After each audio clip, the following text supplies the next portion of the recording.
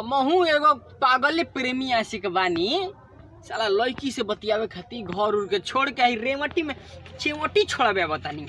अभी तले फोन ना आई हमारा आलिया भट्ट के। आलिया भट्ट फट फट।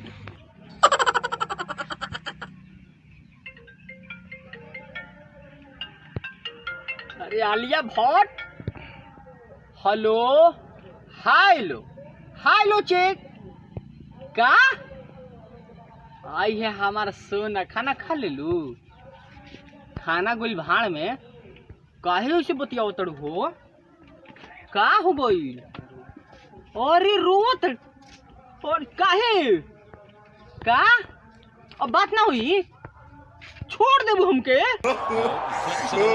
जा तड़ू तो पहला फुर्सत में निकलो जा।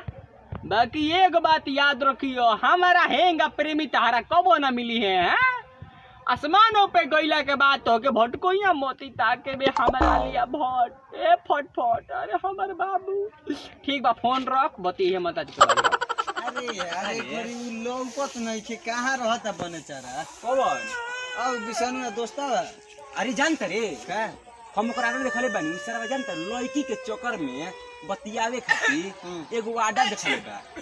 लड़की से बतियावता। हाँ। चल तो देखल जाओ तो कहां बा। चल ना ओइजे होई। ठीक बा।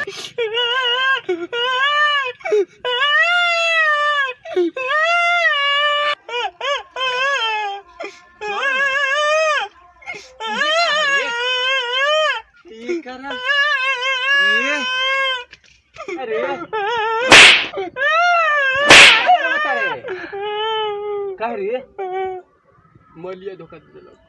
कौन मलिया? गैया की भैंसिया? गैया की भैंसिया। ए बहिर भैया बहिर भैया अलिया अलिया अलिया बहुत धोखा दे देली। एकर गर्लफ्रेंडवा ओलिया भो धोखा दे देली। बस ट्रेन छोकड़ी ए तीनों के फेरा में कबो रहनी रे बाबू। लिमिट नहीं खे। कब ऐसा कब जी ऐसा कोनो लिमिट नहीं खे।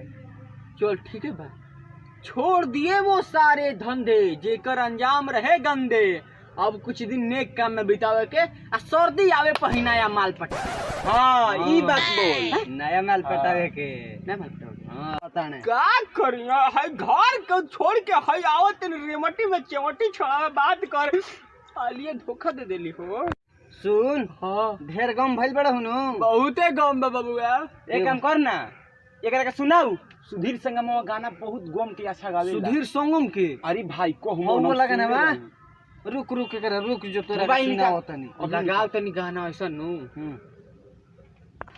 अरे हमार मोबाइल हरे। अरे ये आलिया देले रही की। अरे YouTube पर बारे सुधीर संगम ऑफिशियल सर्च के लिए पे आ जाई। शुरू में आ जाई। हम घंटी दबा देल।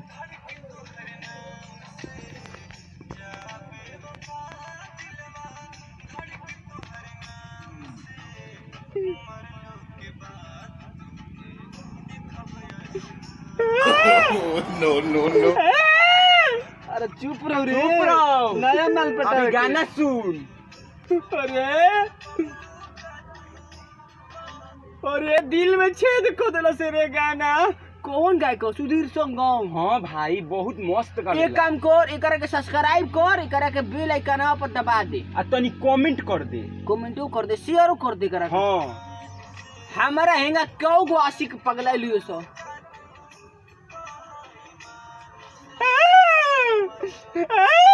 का गाना गावता गाना गावती यार रुआ देता। कोह मन अब हमरो रोवाई आवे लागल है। जाके घरे सुधीर संगम ऑफिशियल सब्सक्राइब करके गाना सुनी है। हाँ